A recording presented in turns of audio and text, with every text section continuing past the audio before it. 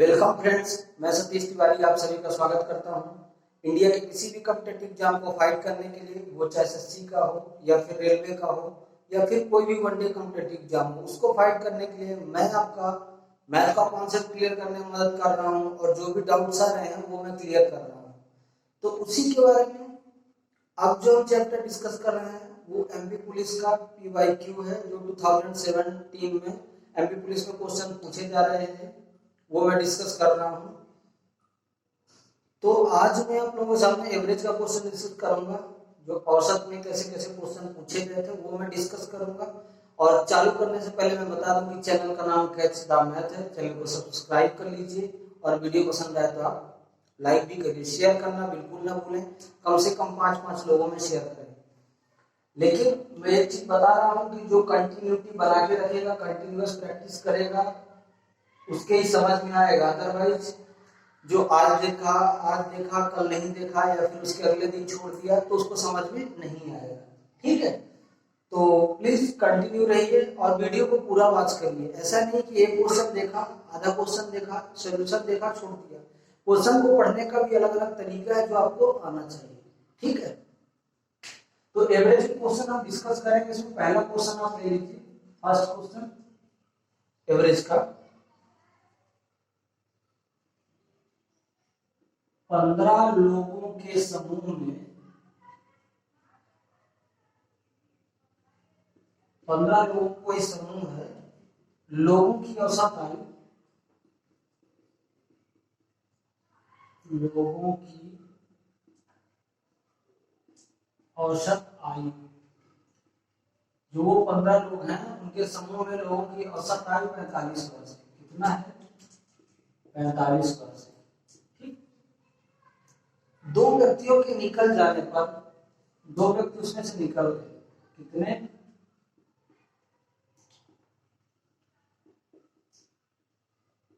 दो व्यक्तियों के निकल जाने पर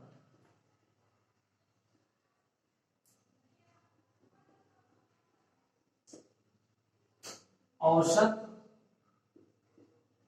5 वर्ष बढ़ जाता है। कितना बढ़ जाता है? 5 वर्ष बढ़ जाता है।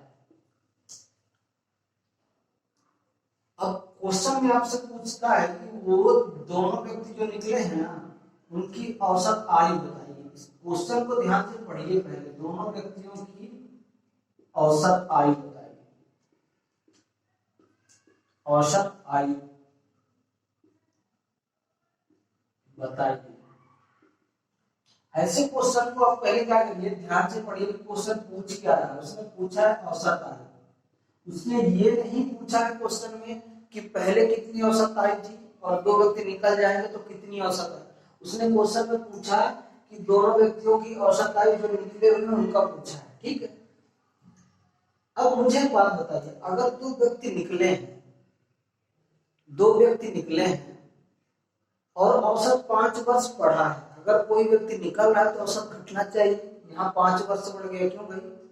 इसका मतलब उन दोनों की आयु कम होगी, ये बात तो क्लियर है। इन सब से उन दोनों की आयु कम होगी। सबसे पहले क्या करिए कि आप टोटल एवरेज निकाल लीजिए, जो कितनी औसत है, कितने ईयर टोटल हो रहे हैं। तो 15 लोग थे। कितने लोग थे? 15 लोग थे। 45 वर्ष। औसत का मतलब एक। औसत का मतलब है कि प्रत्येक की आयु इतनी हो सकती है। एवरेज निकाला गया है, एक बिटवीन, इन दोनों के मध्य इतने का डिफरेंस है।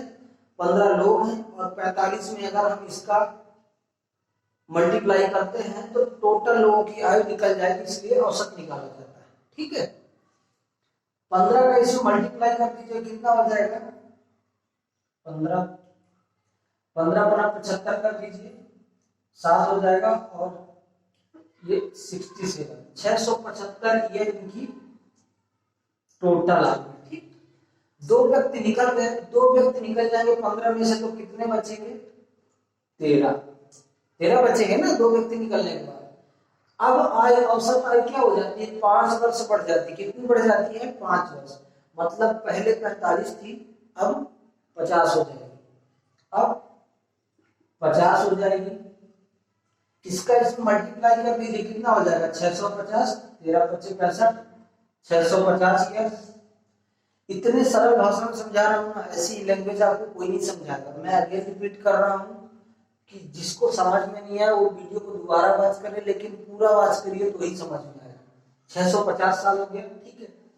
दोनों को आपस में, अब हमको क्या करना है, इन दोनों का जो डिफरेंस है, मान लेता हूं मैं कि ये 675 है, ये 650 है।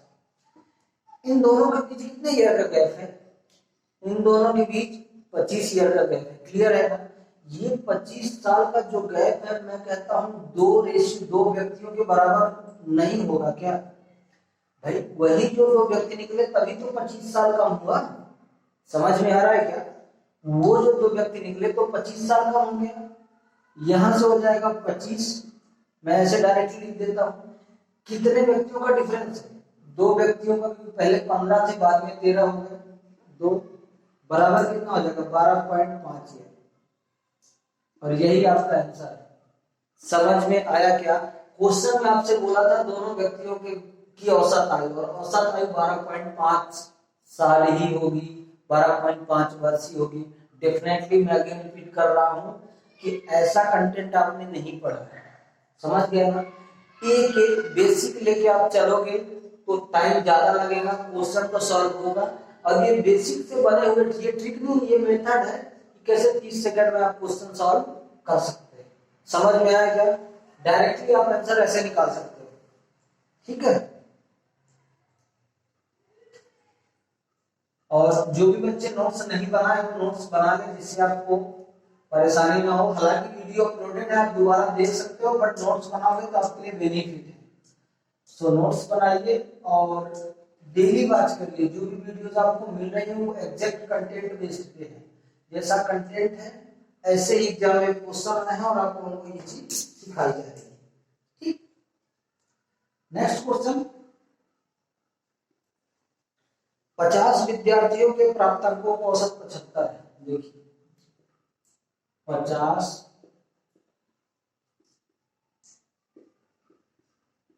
विद्यार्थियों के प्राप्तांकों का औसत, प्राप्तांकों का औसत 75 वर्ष, ठीक है। रहने दीजिए, कोई बात नहीं। यदि एक विद्यार्थी द्वारा प्राप्त 86 अंकों को 75 वर्ष नहीं होगा, 75 है, 75 ओनली लिखिए, ईयर नहीं है, सॉरी यहाँ राइटिंग मिस्टेक है, इसके लिए 75 है। यदि एक विद्यार्थी के प्राप्तांकों द्वारा, एक विद्यार्थी द्वारा प्राप्त अंकों को 86 86 की जगह पर 36 लिख दिया जाता है। कितना लिख दिया जाता है? 86 की जगह 36 लिख दिया जाता है।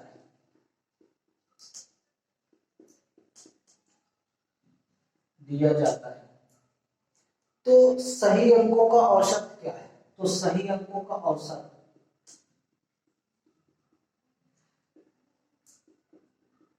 सही अंकों का औसत क्या है?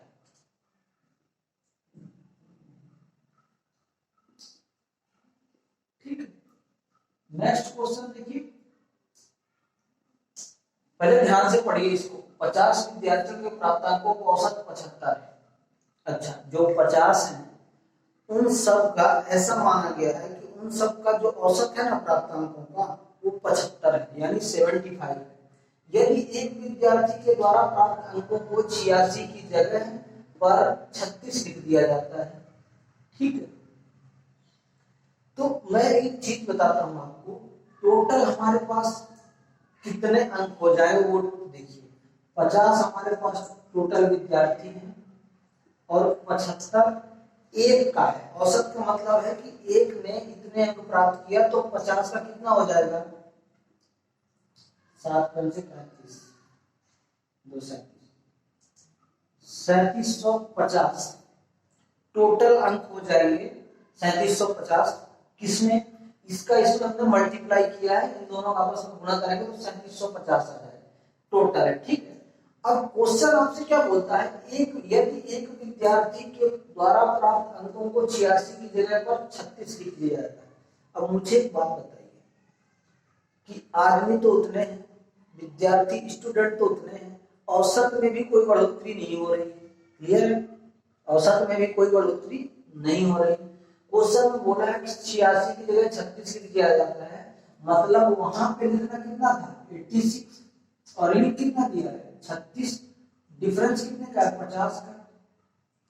ये मैं जो कर रहा हूं ना, ये क्वेश्चन के साथ चालाकी है। क्यों 50 का डिफरेंस आएगा, तो मुझे एक बात बताइए कि जब 50 का डिफरेंस आ जाएगा तो ये जो औसत है ना, ये 3750 है।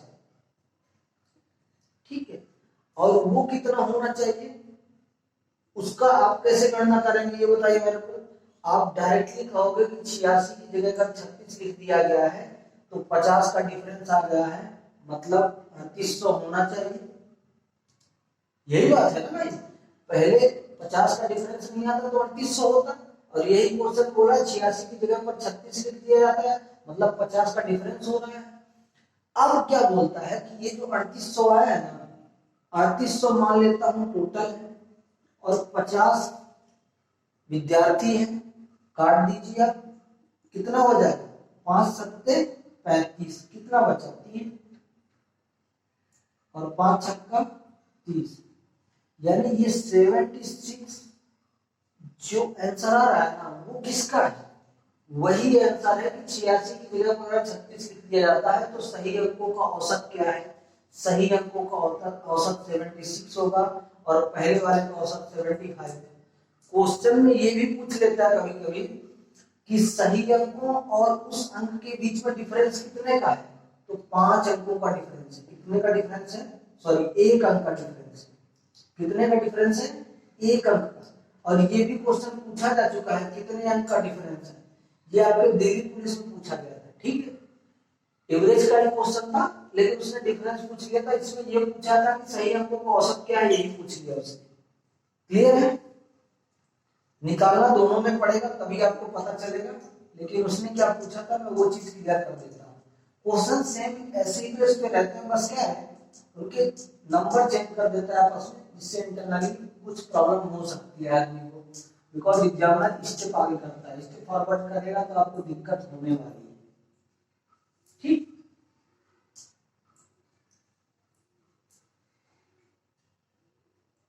नेक्स्ट क्वेश्चन देखिए। नेक्स्ट क्वेश्चन सेम बेस्ड थे, ये अलग अलग शिफ्ट के क्वेश्चन है और सेम बेस्ड पे है, जैसे मैं करा रहा हूं सेम ऐसे ही क्वेश्चन है सब। यदि एक वर्ग में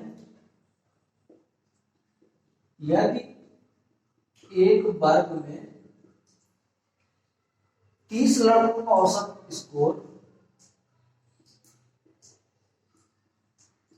30 लड़कों का औसत स्कोर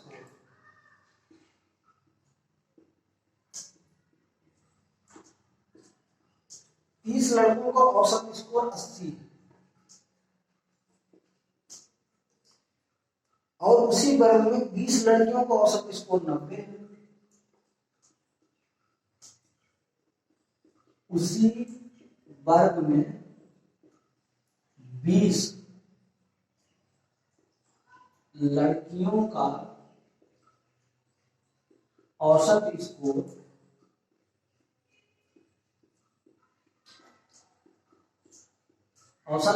कितना है 90। ठीक है, तो पूरे वर्ग का औसत स्कोर क्या है, तो पूरे वर्ग का औसत स्कोर क्या है,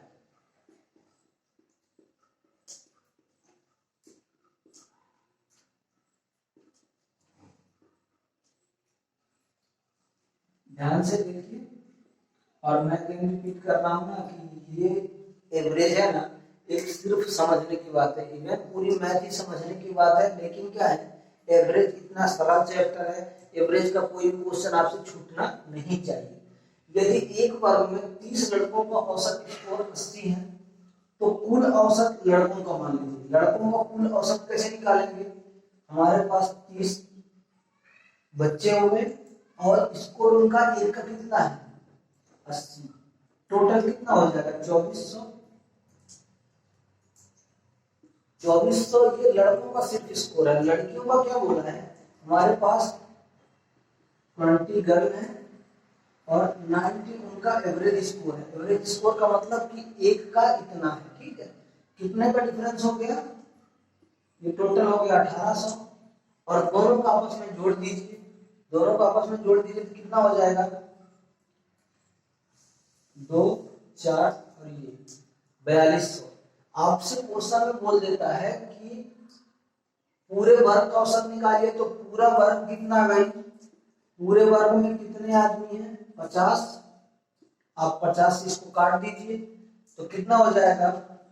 5 8 40, 2 बचा और 5 चौके 20, यानी 84 जो स्कोर आएगा ना, ये 84 जो स्कोर आ रहा है वो एग्जैक्ट स्कोर है और यही आपका आंसर है। यही आपसे क्वेश्चन में पूछा ही है कि पूरे वर्ग का औसत बताइए, लड़कों का औसत कितना है, लड़कियों का औसत ये है। और ऐसे क्वेश्चन कुछ नहीं है, मैं बता रहा हूँ ना, एवरेज के ऐसे ऐसे क्वेश्चन हैं जिनमें पॉइंट में आने लगेगा या फिर डिवाइड होना डिफरेंस में आ जाएगा तो दिक्कत हो जाएगी आप लोगों को, ठीक है। मैं बता रहा हूँ कि ये जो क्वेश्चन है वो एग्जैक्ट क्वेश्चन ऐसे ही निकल के आएंगे उसमें एग्जाम में, बस एक दो स्टेप कहीं कहीं फॉरवर्ड करेगा जो मैं आपको बढ़ा के ऑलरेडी यहाँ सिखा रहा हूँ। क्लियर है? तो जिनका पेपर, जिन्हें फॉर्म भरा है इसका, वो डायरेक्टली इससे जुड़ जाए। और अगर मैं रिपीट कर रहा हूँ, पूरे क्वेश्चन सॉल्व कर रहा हूँ, सिर्फ जो छोटे क्वेश्चन है जो मुझे लग रहा है कि आप कर सकते हैं वो मैं छोड़ के, बाकी जो आप नहीं कर सकते उसको डेफिनेटली मैं कराने ही वाला हूँ, ठीक है।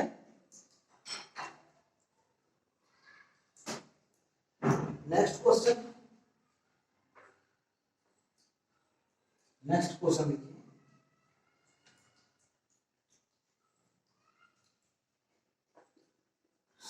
सौ कर्मचारियों की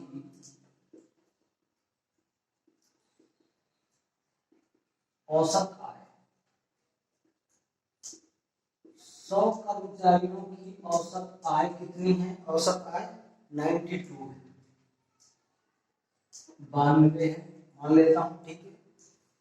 जिनमें से 40 कर्मचारियों की औसत आय 80 है। अब ऐसे क्वेश्चन आ रहे हैं जिनमें से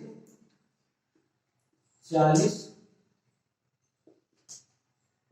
कर्मचारियों की औसत आय, औसत आय कितनी है?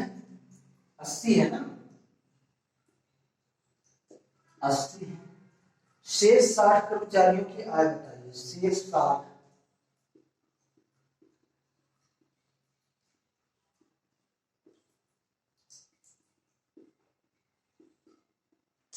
शेष 60 कर्मचारियों की औसत आय बताइए।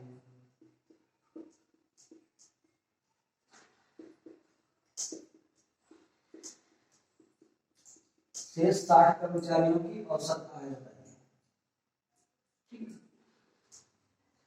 100 कर्मचारियों की औसत आय 92 है, यानी टोटल कितनी हो जाएगी? अब देखिए क्वेश्चन में पहले बोल दिया इसमें कि 100 कर्मचारियों की औसत आय 92 है, तो देख लीजिए टोटल हमारे पास 100 कर्मचारी हैं, 92 एक का है तो टोटल 9200 औसत आय है। मतलब औसत आय अगर 92 है तो 100 की टोटल आय कितनी हो जाएगी? 9200। 40 कर्मचारियों की औसत आय 80 है। अब इनमें से आपसे क्वेश्चन में बोला कि जो 40 कर्मचारी है ना उनकी औसत आय कितनी है? 80 है। तो ये 3200 तो ये आय कम हो गई, बची कितनी है आपके पास? इसमें दोनों को माइनस कर दीजिए, 6000। 9200 में 3200 माइनस करेंगे तो 60 का निकल के आएगा ना, और बचे कितने हैं? 60 आदमी। टोटल कितना हो जाएगा? 100। और यही 100 ही औसत आय है जो शेष 60 कर्मचारियों की औसत आय कहलाएगी, ठीक है। मैं अगेन रिपीट कर रहा हूँ, मैं इतना छोटा कंटेंट इसलिए कर रहा हूँ, मैं लिख नहीं रहा हूँ पहले, ना तो मैं बेसिक में जा रहा हूँ, जैसा क्वेश्चन बोल रहा है ऐसा मैं 20 सेकंड में आपका कर रहा हूँ। ठीक है, तो बने रहिए जरूर, और वीडियो पसंद आए तो लाइक जरूर करिए। ऐसी ट्रिक है ना, ऐसी ट्रिक आप जो देख रहे हैं फ्री ऑफ कॉस्ट आप नहीं मिलेगी आपको। मैं अगेन रिपीट कर रहा हूँ, बेस्ट से बेस्ट कंटेंट दे रहा हूँ जो आप लोगों के लिए बेनिफिशियल है, और मैं वही क्वेश्चन करा रहा हूँ जो एग्जाम में आने वाले हैं, इनसे बाहर कुछ भी आने वाला नहीं है। ठीक है, नेक्स्ट क्वेश्चन लिखिए। आप लोगों के लिए ये सब क्वेश्चन बहुत इंपॉर्टेंट है, और इनसे का क्वेश्चन आ रहा है, दूसरा कुछ भी आ नहीं रहा है उसमें। क्लियर है?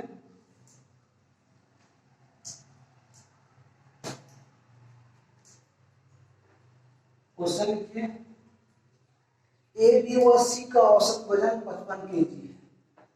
ए बी व सी का औसत वजन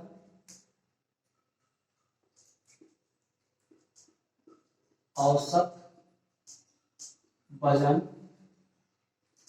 55 केजी है। देखो, ठीक है, ए बी व सी का औसत वजन 55 केजी है, ए एवं बी का औसत वजन 50 केजी है। ए एवं बी का औसत वजन 50 केजी है। बी व सी का तथा बी व सी का औसत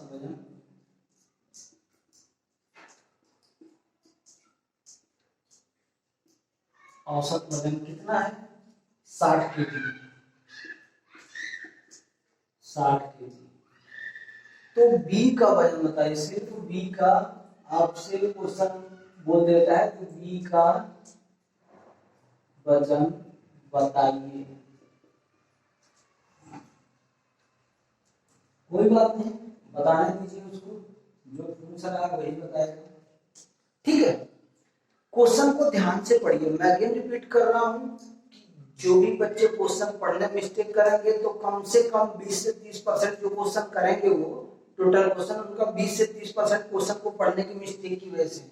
आजकल जो भी एग्जामिनर, कोई भी एग्जामिनर है, वो क्वेश्चन लेता है ना, वो कंटेंट बेस कम, पढ़ने से आपको क्या समझ में आ रहा है, निकालने क्या बोल रहा है, वो लास्ट से आपको ज्यादा समझ में आएगा।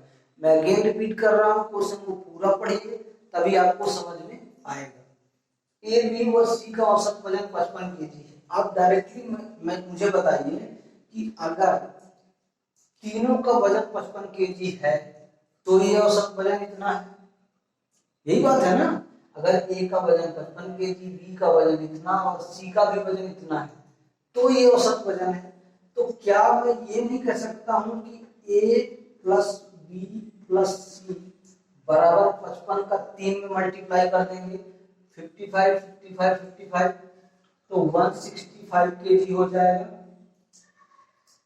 यही क्वेश्चन है ना, यही क्वेश्चन है और कुछ नहीं है।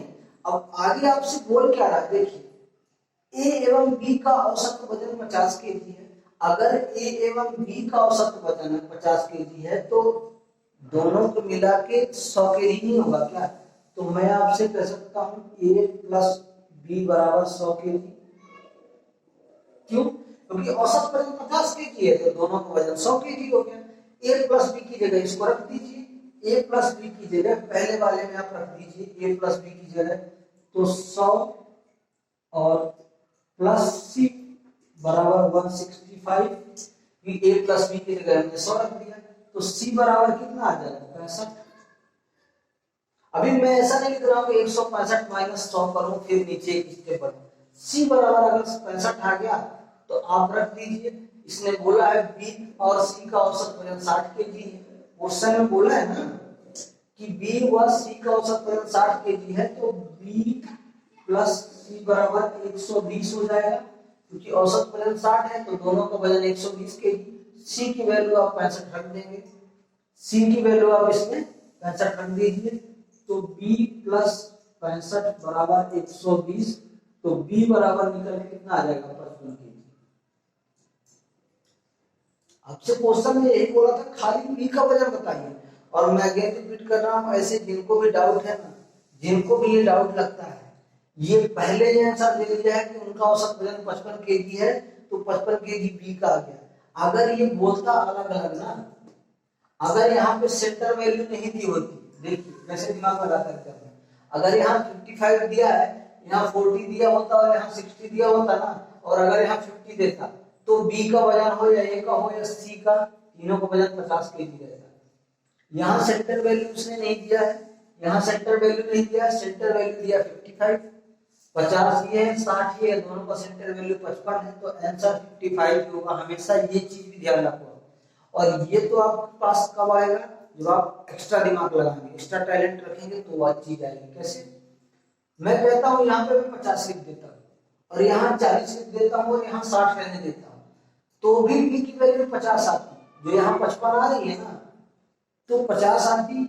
मतलब कि अगर इन दोनों का अगर सेंटर वैल्यू यहाँ पुट करेगा, तो उतनी ही चीजें रहेगी। ये चीज मैं पहले से क्लियर कर देता हूँ। अब वो कैसे होती है ये भी बताता हूँ। देखो ऐसा मैं क्यों बोल रहा हूँ, ये चीज बताता हूँ। मैं कहता हूँ कि ए बी और सी का मैं अनुपात निकालता हूँ, तीनों का अनुपात निकालेंगे तो तीनों का ये 165 आना चाहिए ना, रेशियो के बराबर। क्लियर है? कैसे? ए एवं बी का अनुपात औसत जो है 50 kg है, तो मैं कहता हूँ दोनों का मिला के 100 kg होगा, ए और बी का मिला के 100 kg होगा। तो मैं ए और बी का एक अनुपात एक नहीं कर दूं क्या, क्योंकि दोनों का औसत वजन 50 kg है। क्वेश्चन में बोला था बी व सी का औसत वजन 60 kg है। अब बी यहाँ है और सी यहाँ है, इन दोनों का भी औसत वजन 60 kg है, मतलब बी प्लस सी बराबर 120 हो जाएगा, 60-60 मिला के। अब यहाँ मुझे बात बताइए, अगर इस बाजू में अगर जगह खाली है तो ये कब्जा करेगा, और इस बाजू में जगह खाली है तो ये कब्जा करेगा। इस मेथड में होता क्या है, लाइन ऑफ कंक्लूजन आता है। लाइन ऑफ कंक्लूजन जो आता है ना, तो कितने परसेंट गेन हुआ है वही चीज आ रही है। आपस में दोनों को मल्टीप्लाई कर दीजिए तो कितना आएगा, 1:1:1। और यही चीज तो क्वेश्चन में बोला है कि ए बी व सी का औसत वजन 55 kg है। तो अगर एक रेशियो बराबर 55 है, तो तीनों को जोड़ देंगे तो 3 रेशियो होगा, और 3 रेशियो बराबर 165 की हो जाएगा। यही आपका आंसर है। मैं प्रूफ इसलिए किया कि आप छोटी छोटी चीजों को माइंड करिए, और मैं इस क्वेश्चन को लगाता नहीं, लगाने का मेरे मतलब यही है कि आप लोगों को ये चीज समझ में आए। यहाँ पे अगर वैल्यू 30 की होती ना, मैं कहता हूँ यहाँ पे वैल्यू अगर 30 दे देना 30, और यहाँ पे कितना दे दे 40, और यहाँ पे कितना दे दे 20, तो मैं बिना देखे कह सकता हूँ कि बी की वैल्यू 30 है। चाहे ए का बोलता तो भी 30 रहती और सी का बोलता तो भी 30 रहती। क्यों?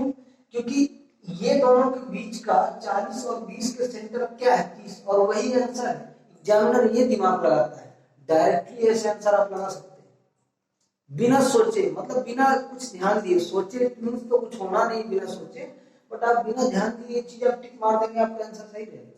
और मैं तो पहले बता दिया था कि अगर तीनों का औसत वजन इतना है तो ऐसी चीजें रहेगी, और वो चीज सामने है, आपको बोलने की जरूरत नहीं है, सिर्फ देखिए। और मैं ये इस मेथड से भी आप कर सकते हैं। अगर एक रेशियो एक आ गया तो एक रेशियो का औसत का मतलब 1, और 1 का 55 है तो बी का भी 55 होगा और सी का। अब क्वेश्चन अगर ये बोलता कि ए और बी का औसत वजन 70 है तथा बी और सी का 60 है, तो यहाँ क्या होता, फिर अलग अलग चेंजिंग हो जाती है। ठीक है, तो बने रहिएगा। और चैनल का नाम कैच द मैथ है, चैनल को सब्सक्राइब कर लीजिए, और वीडियो पसंद आए ना तो खींच के लाइक करिए, कम से कम 5-5 लोगों में शेयर भी करिए, जिससे क्या है हमारा मोटिवेशन बना रहे और अच्छे से अच्छा कंटेंट आपको मिलता रहे। आज के वीडियो में बस इतना ही, बने रहिएगा, धन्यवाद।